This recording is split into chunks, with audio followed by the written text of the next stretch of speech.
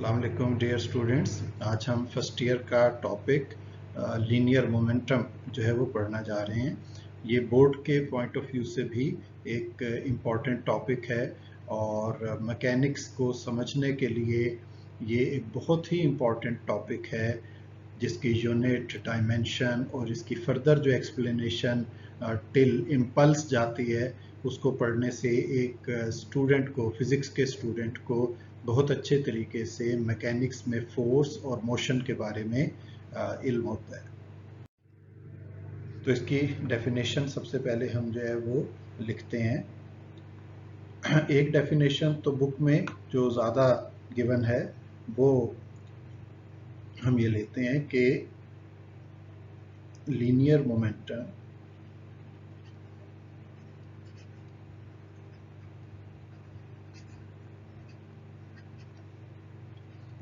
is product of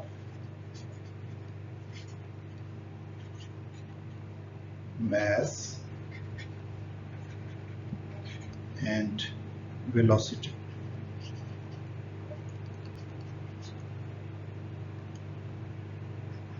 It is a vector quantity denoted by P. Formula हम इसका लिखते हैं P is equal to mv. Its units are kg metre पर second और newton second भी इस unit को हम कहते हैं। और इसकी डायमेंशंस जो हैं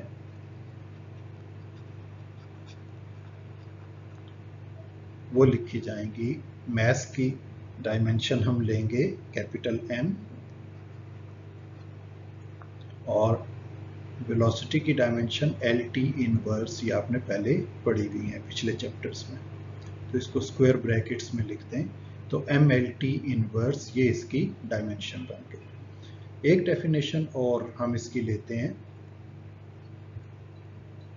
it is quantity of motion. Quantity of motion हम इसको जो है वो कहते हैं।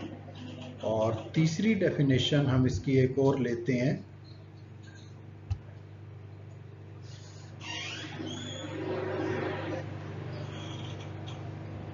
इट इज, ये आमतौर पर डेफिनेशन आपको बुक्स में नहीं मिलेगी। It is that physical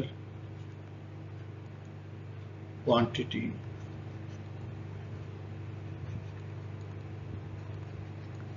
which tells us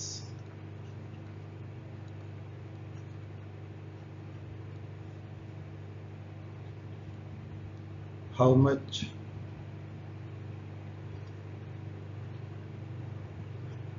it is easy, how much it is easy or difficult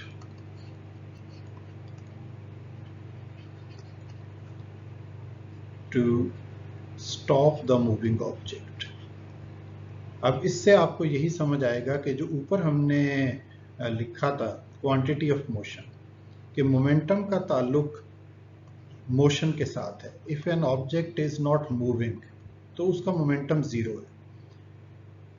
if an object is at rest तो उसका मोमेंटम जीरो है। इट मीन्स कि ये सिर्फ क्वांटिटी ऑफ मोशन बताती है। तो हमें कैसे पता लगता है किस चीज का मोमेंटम ज्यादा है या कम है? तो ये जो आखिर पे मैंने आपको लिख के दी है चीज, डेफिनेशन, ये उसके लिए बेहतर है कि ऐसी फिजिकल क्वांटिटी जो हमें ये बताती है कि किसी चलते हुए ऑब्जेक्ट को रोकना कितना मुश्किल या कितना आसान है, उससे इसका मोमेंटम पता चल जाता है। मसलन किसी जगह पे एक साइकिल और ट्रक दोनों एक ही स्पीड से चल रहे हैं, साइकिल और ट्रक एक ही स्पीड से चल रहे हैं, तो अगर कोई शख्स रोकना चाहे साइकिल को तो वो बआसानी उसको पीछे से उसके कैरियर से या इवन आगे हैंडल से भी पकड़ के रोक सकता है। लेकिन अगर वो ट्रक को रोकने की कोशिश करे उसके पीछे से जाके उसकी कोई जंजीर वगैरह पकड़ के, तो वो ट्रक के साथ घिसटना शुरू हो जाएगा, ड्रैग करना शुरू हो जाएगा, क्योंकि ट्रक का मैस बहुत ज़्यादा है और ड्यू टू मैस इसका मोमेंटम ज़्यादा है, हालांकि दोनों की वेलोसिटी बराबर थी। तो ये ऐसी फिजिकल क्वांटिटी है जो हमें ये बताती है कि किसी चलते हुए ऑब्जेक्ट को रोकना आसान है या मुश्किल। अगर मुश्किल है तो उसका मोमेंटम बहुत ज़्यादा है, अगर आसान है तो फिर उसका मोमेंटम निस्बतन कम है। कुछ चीज़ें हम आगे इसकी अब सॉल्व करते हैं। Linear momentum and Newton second law of motion, इसमें क्या रिलेशन है? तो आप ये देखें कि हम कंसिडर करते हैं एक object, we consider an object of mass m moving with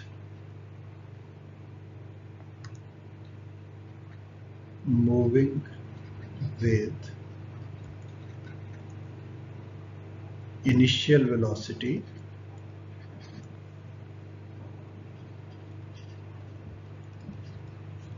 vi and after applying some force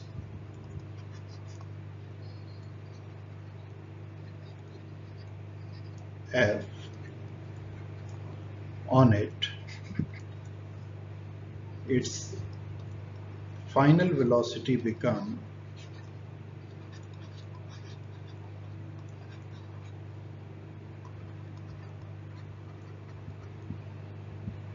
Vf,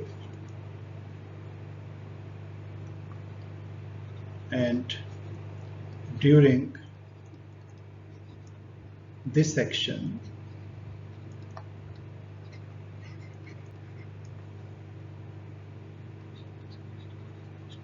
there is some acceleration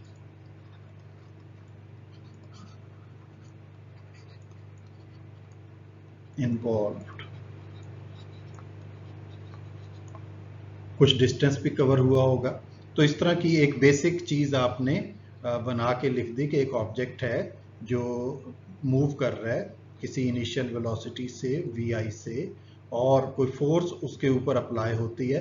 अब वो पॉजिटिवली भी हो सकती है, मसलन पीछे से आके एक चलने वाले ऑब्जेक्ट को कोई धक्का दे तो वो तेज हो जाएगा, आगे से आके रोकने की कोशिश करे तो स्लो हो जाएगा। तो फोर्स तो दोनों किस्म की हो सकती है, उसके लिए सपोर्टिंग फोर्स भी हो सकती है और अपोजिंग फोर्स भी हो सकती है। तो फोर्स को हम जैसे भी कंसिडर कर लें तो आपकी एक्सप्लेनेशन ठीक हो जाएगी, उसमें कोई गलती नहीं आएगी। Then by first equation of motion आप क्या लिखेंगे? हम लिखते हैं a equals to change in velocity vf minus vi over t।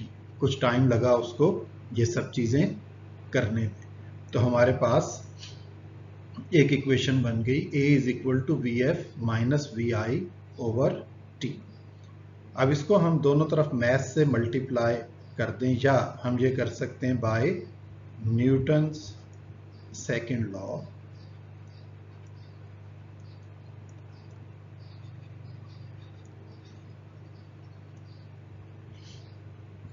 F is equal to M A. तो A की वैल्यू इसमें पुट कर दें, F is equal to M A में ये ऊपर जो A वाली इक्वेशन लिखी है फर्स्ट इक्वेशन, ये यहाँ पुट कर दें Vf minus Vi over T। तो अब इससे इक्वेशन बन गई आपके पास F equals to mvf minus mvi, maths को अंदर मल्टीप्लाई कर दिया ओवर T।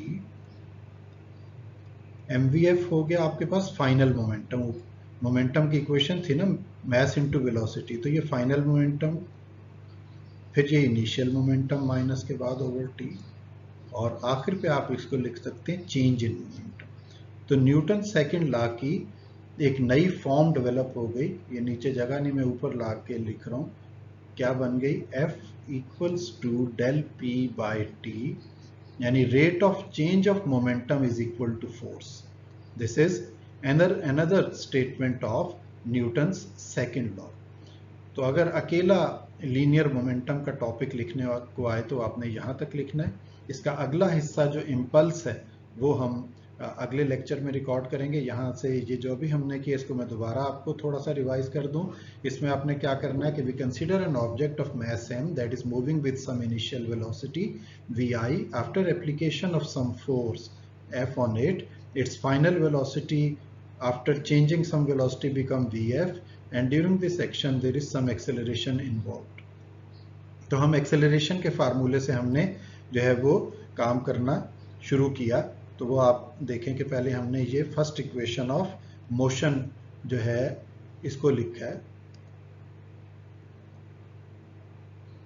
ये लिखी फर्स्ट इक्वेशन, और फिर by Newton second law of motion F is equal to M A का फार्मूला हमने लिया और इसमें ये ए वाली वैल्यू पुट कर दी और इसको 2-3 स्टेप हमने डिराइव किया, मैस को अंदर मल्टीप्लाई करके mvf माइनस mvi, जिसको मोमेंटम की चेंज बना दिया pf minus pi delta p। It means के रिजल्ट ये निकला कि जब भी कोई फोर्स अप्लाई होगी किसी मूविंग ऑब्जेक्ट पे तो वो उसके मोमेंटम को चेंज करेगी। तो न्यूटन सेकंड लॉ की एक और स्टेटमेंट बन गई that force is always equal to rate of change of momentum del p by t। पहले स्टेटमेंट क्या थी न्यूटन सेकंड लॉ की, when some external force applies on a body then there is some acceleration in the body, that acceleration is directly proportional to magnitude of the force and inversely proportional to mass of the body. वो Newton second law की statement अब हमने change करके क्या बना ली, that external force is always equal to rate of change of momentum. तो next lecture में हम इंशाल्लाह इम्पल्स, इसके जो नेक्स्ट टॉपिक की हेडिंग है वो पढ़ेंगे।